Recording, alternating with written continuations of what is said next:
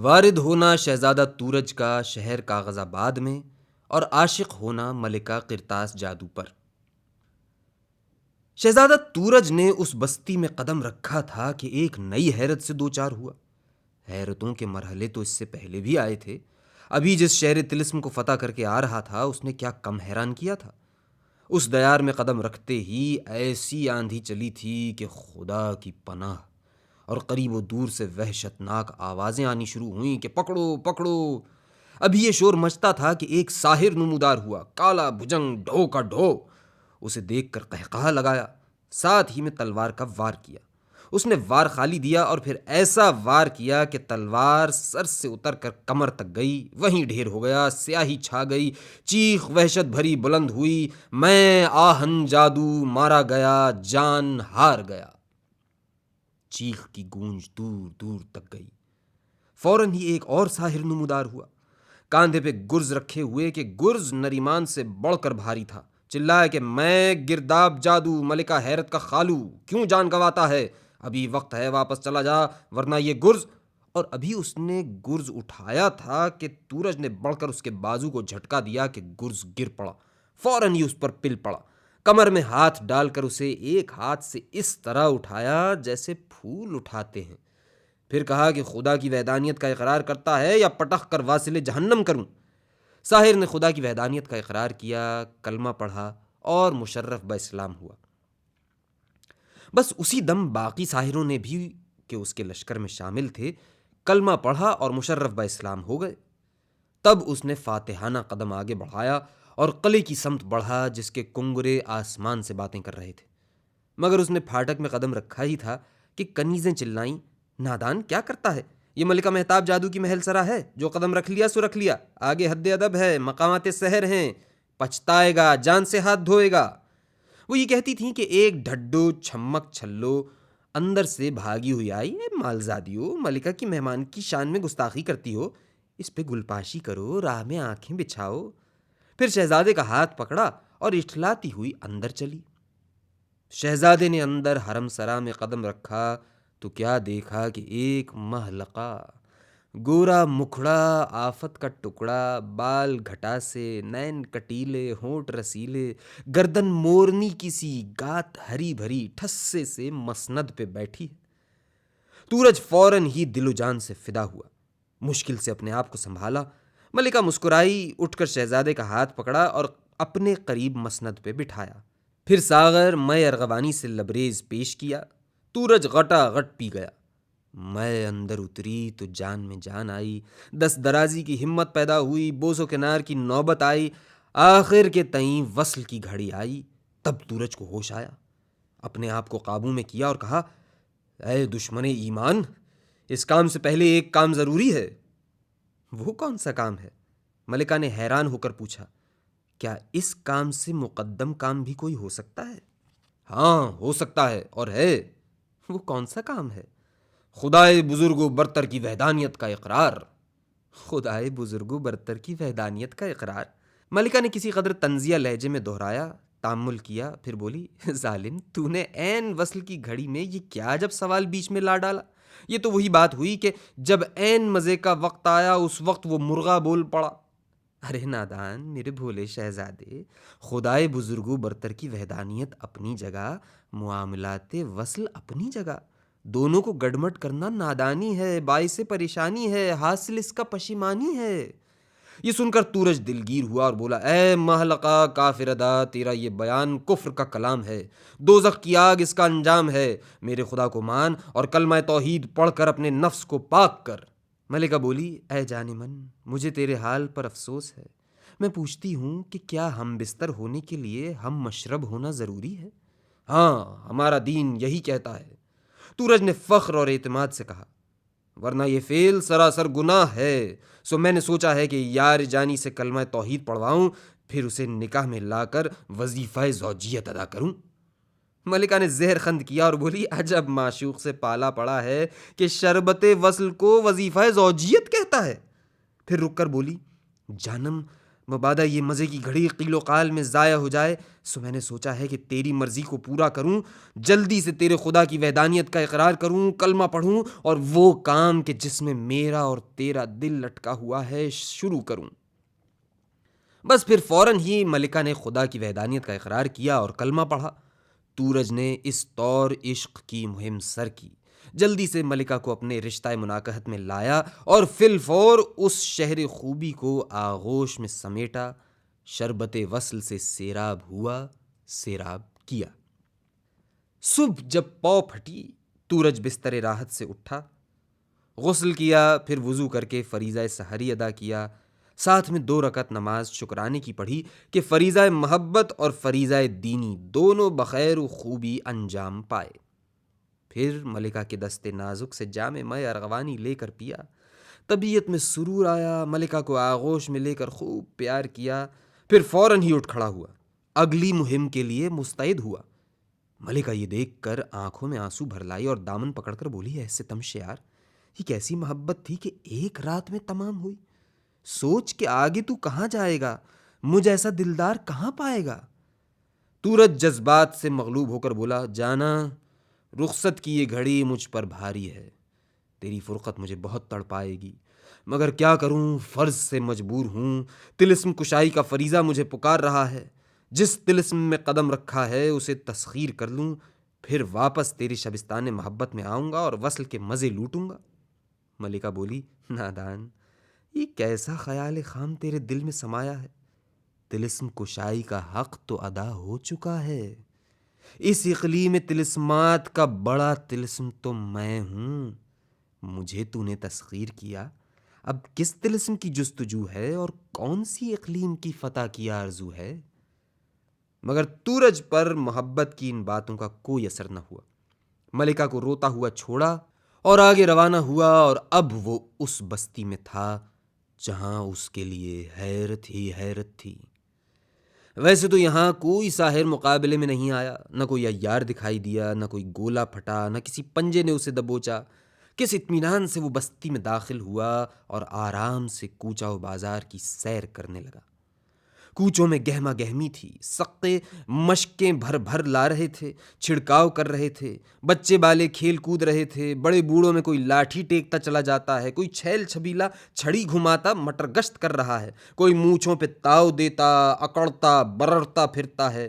2 کہاروں نے ایک ڈولی کاندھے پہ اٹھائی ہے اور تیزی سے گزرتے چلے جا رہے ہیں، کوئی بگھی میں ٹھسے سے بیٹھا گویا ہوا کے گھوڑے پہ سوار اڑا چلا جا رہا ہے۔ بازار میں گزر ہوا کہ دیکھا کٹورا بجتا ہے، سقے آواز لگاتے ہیں، میاں آب حیات پلاؤں، کھوے سے کھوا چھلتا ہے، آدمی پہ آدمی گرتا ہے، ہزاری بازاری دکانداروں کی موج ہے، سینکڑوں کا سودا دم کے دم میں ہوتا ہے۔ یہ ساری رونق برحق، پھر بھی تورج شک میں پڑا ہوا تھا، ہر صورت کو غور سے دیکھتا تھا، سمجھ نہیں پاتا تھا کہ کیسے یہ آدمی ہیں، کیسی ان کی صورتیں ہیں۔ ابھی وہ یہ سوچتا تھا کہ ایک شخص تیزی سے اس کے قریب سے کچھ اس رنگ سے گزرا کہ اس کی چال سے کھرڑ بڑڑ کا شور پیدا ہوا۔ یہ آدمی ہے یا لفافہ؟ اس نے دل ہی دل میں سوچا اور ہنس پڑا۔ مگر وہ چند قدم چلا تھا کہ کتنے ہی لوگ اسے اسی طرح کھڑڑ بڑڑ کے شور کے ساتھ چلتے پھرتے نظر آئے۔ اب تو واقعی اسے ایک حیرت نے آ لیا۔ اب جب اس نے غور سے دیکھا تو اسے لگا کہ یہ آدمی تو سب کاغذ کے پتلے ہیں۔ وہ حیرت سے ارد گرد نظر ڈالتا بڑھا چلا جا رہا تھا کہ ایک نان بائی کی دکان نظر آئی۔ دیکھا کہ ایک چٹائی پہ بیٹھے کچھ لوگ کھانا کھا رہے ہیں، ان کے مانگنے پر نان بائی نانوں سے بھری تھال سے نان نکال نکال کر دے رہا ہے اور وہ ذوق و شوق سے کھا رہے ہیں۔ اسے محسوس ہوا کہ اسے بھی بھوک لگائی ہے، بڑھ کر وہ بھی کھانے والوں میں شامل ہو گیا۔ مگر جب نان ہاتھ میں آیا اور اس نے نوالا توڑا تو وہ سخت پریشان ہوا کہ یہ تو کاغذ کا نان تھا۔ اس نے غصے سے نان بائی کو دیکھا اور کہا، اے شعبدہ باز، تو نے روٹیوں کا یہ کیا جعلی کاروبار شروع کیا ہے؟ کاغذ کی روٹیاں بناتا ہے اور گندم کی روٹیاں بتا کر بیچتا ہے۔ نان بائی نے تعجب سے اسے دیکھا، پھر کھانے والوں کو مخاطب کیا، صاحبو دیکھتے ہو یہ اجنبی مجھے کیا تہمت لگا رہا ہے؟ روٹیاں تمہارے سامنے ہیں، سامری کو گواہ جان کر کہو کہ کیا یہ روٹیاں گندم کی نہیں ہیں؟ سب نے بیک آواز کہا کہ بے شک یہ روٹیاں گندم ہی کی ہیں، اور پھر وہ تورج کو لعنت ملامت کرنے لگے۔ اے اجنبی، تو عجب آدمی ہے کہ گندم کی ایسی سوندھی سوندھی روٹیوں کو کاغذ کی روٹیاں بتاتا ہے اور غریب نان بائی پر کاغذ کی ملاوٹ کی تہمت لگاتا ہے۔ سورج سخت حیران و پریشان ہوا کہ یہ کیسے لوگ ہیں کہ کاغذ کی روٹیوں کو گندم کی روٹیاں جان کر کھا رہے ہیں۔ انہیں ذرا احساس نہیں کہ نان بائی ان کے ساتھ کیا دھوکہ کر رہا ہے۔ پھر اس نے سوچا کہ شاید کاغذ کی روٹیاں کھا کھا کر ہی وہ ایسے ہو گئے ہیں کہ اب کاغذ کے پتلے دکھائی دیتے ہیں اور ان کی سمجھ پہ پتھر پڑ گئے ہیں کہ بے ایمان نان بائی کی بے ایمانی انہیں نظر ہی نہیں آتی۔ پھر اچانک اسے سوجھی کہ ضرور یہ نان بائی کوئی ساحر ہے، لوگوں پر ایسا سحر کیا ہے کہ انہیں کاغذ کی روٹی اب گندم کی روٹی نظر آتی ہے۔ سوچا کہ اس ساحر کو کیفر کردار کو پہنچاؤں اور ان لوگوں کو اس کے سحر سے نجات دلا کر خدا کی وحدانیت کا قائل کروں۔ وہ نیام سے تلوار نکالنے لگا تھا کہ سامنے نظر گئی۔ دیکھا کہ ایک عالی شان محل کھڑا ہے اور بلند و بالا دریچے سے ایک نازنین جلوہ دکھاتی ہے، چہرہ چندے آفتاب چندے مہتاب۔ سورج پر تو جیسے کسی نے جادو کر دیا ہو۔ باقی معاملات بھولا، فوراً گھوڑے پہ سوار ہو کر محل کی سمت میں چلا۔ محل کی ڈیوڑی میں ایک ساحر کھڑا نگہبانی کرتا تھا۔ اس نے سورج کو آتے دیکھا تو پکار کر کہا، اے شہ سوار، کیا تو عقل سے پیدل ہے کہ اس طرف کا رخ کیا ہے؟ اس ڈیوڑی میں قدم رکھنا موت کو دعوت دینا ہے۔ سورج تھا کہ محبت کے نشے میں بڑھے چلا جا رہا تھا۔ ڈیوڑی میں قدم رکھا تھا کہ قیامت آئی۔ ساحر نے کہ دیو کا دیو تھا گرز اٹھایا اور سورج پہ حملہ آور ہوا۔ سورج نے اس کے وار کو خالی دیا اور فوراً ہی شمشیر کا ایسا وار کیا کہ ساحر کے سر سے گزری اور قدموں تک گئی، وہیں ڈھیر ہو گیا۔ فوراً ہی اندھیرا چھا گیا اور ایک چیخ بلند ہوئی، میں مارا گیا، نام میرا اوراق جادو۔ جب اندھیرا دور ہوا تو سورج یہ دیکھ کر ششدر رہ گیا کہ ساحر کی لاش غائب ہے، اس کی جگہ کاغذوں کا ایک ڈھیر پڑا ہے۔ حیران کہ لاش کہاں گئی، کاغذوں کا یہ انبار کہاں سے آ گیا۔ ابھی وہ یہ سوچتا تھا کہ اندر سے ایک خادمہ دوڑی ہوئی آئی، بولی، اے جوان، تجھے مبارک ہو، ہماری ملکہ قرطاس جادو تیری منتظر ہیں۔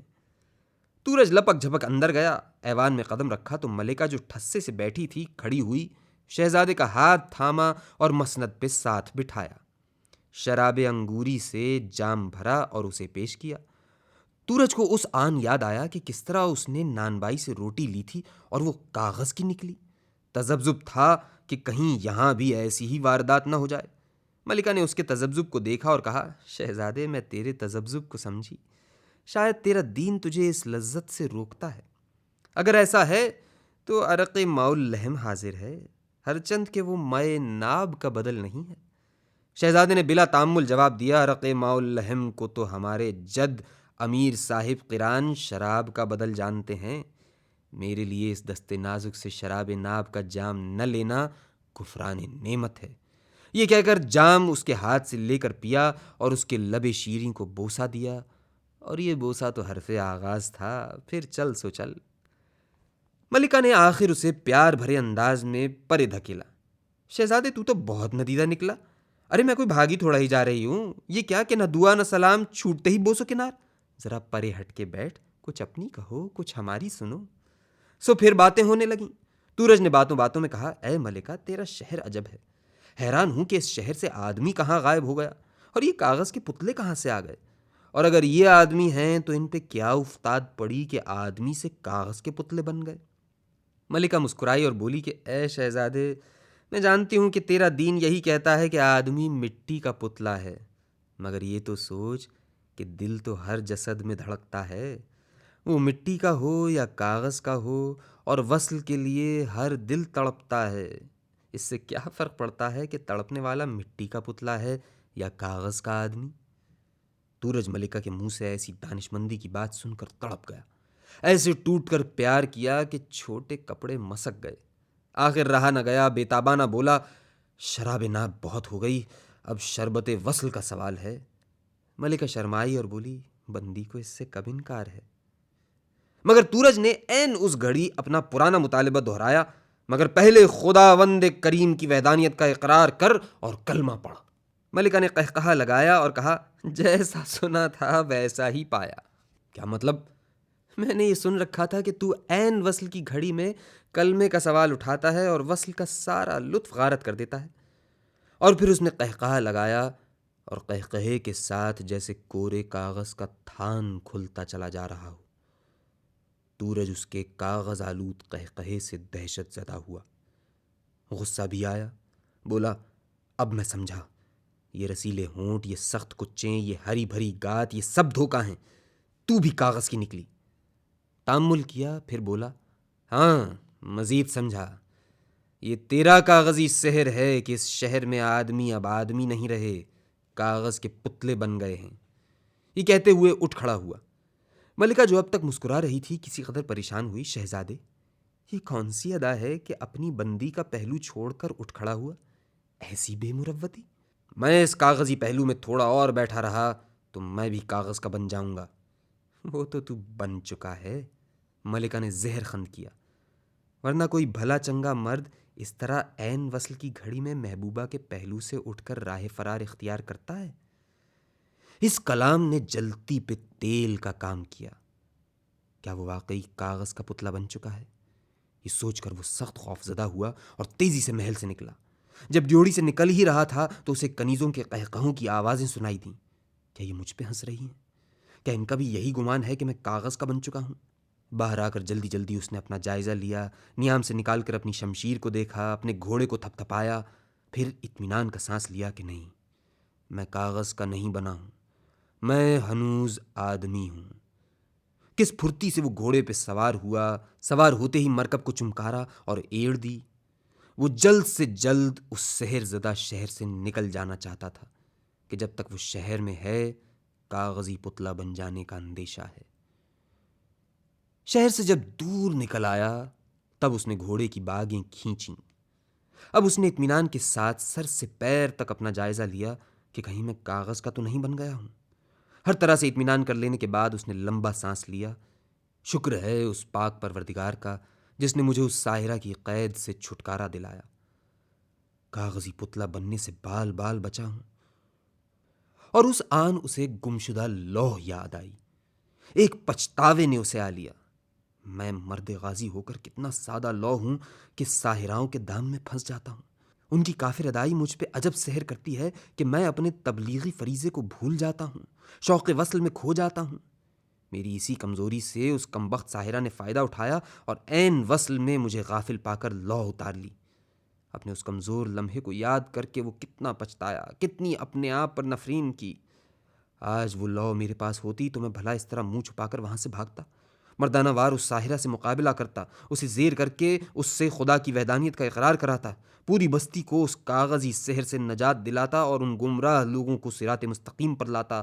مگر حیف کہ لوح میں عشق و عاشقی کے چکر میں گم کر بیٹھا۔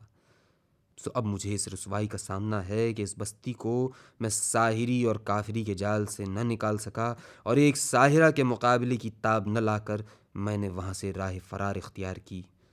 مگر خیر، میں تو اس دام سے بچ کر نکل آیا۔ اس نے اپنے آپ کو دلاسا دیا، مگر فوراً ہی اسے ایک مرتبہ پھر کچھ شک گزرا۔ ایک مرتبہ پھر اس نے اپنا جائزہ لینا شروع کیا۔ از سر نو جائزہ لینے کے بعد اس نے طے کیا کہ نہیں، اس کا کچھ نہیں بگڑا ہے۔ وہ اپنی اسی غازیانہ شان کے ساتھ گوشت پوست والا آدمی ہے۔ پھر اس نے فخر کے ساتھ سوچا کہ اس کافر ملکہ نے کتنے شہزادوں، کتنے اور شہسواروں کو اپنے حسن کے جال میں پھنسایا اور کاغذ کا پتلا بنا کر اپنی دہلیز کا قیدی بنا لیا۔ ایک میں ہوں کہ بچ کر نکل آیا۔ پھر اس نے قریب بہتی ندی پر جا کر ہاتھ منہ دھویا، وضو کیا اور شکرانے کی 2 رکعت نماز پڑھی۔ پھر گھوڑے پہ سوار ہوا اور آگے بڑھا۔ گھوڑا اب ترارے بھر رہا تھا اور اگلی مہم کے تصور نے اس کی طبیعت میں جولانی پیدا کر دی تھی۔ اسی ہنگام اچانک اسے وہ شیریں لمحہ یاد آیا جب وصل کی گھڑی آن پہنچی تھی۔ ذرا دیر کو وہ اس لمحے کے سحر میں رہا، مگر جلد ہی اس نے اس تصور کو جھٹک کر دفع کیا۔ اچھا ہی ہوا، ورنہ میں بھی کاغذی بن چکا ہوتا۔ اور پھر اس نے گھوڑے کو ایڑ دی اور اگلی مہم کے تصور میں گم ہو گیا۔ مگر پھر بھی بیچ بیچ میں اسے لگتا تھا کہ وہ شیریں لمحہ اس کے آس پاس منڈلا رہا ہے اور اور جیسے اس کے اندر کاغذ ایسی کوئی شے رڑک رہی ہے، اور اسے گمان ہوا کہ ملکہ کا کاغذی سحر ہنوز اس کے تعاقب میں ہے۔ اس نے ایک مرتبہ پھر گھوڑے کو ایڑ دی اور وہ گھوڑا دم کے دم ہوا سے باتیں کرنے لگا۔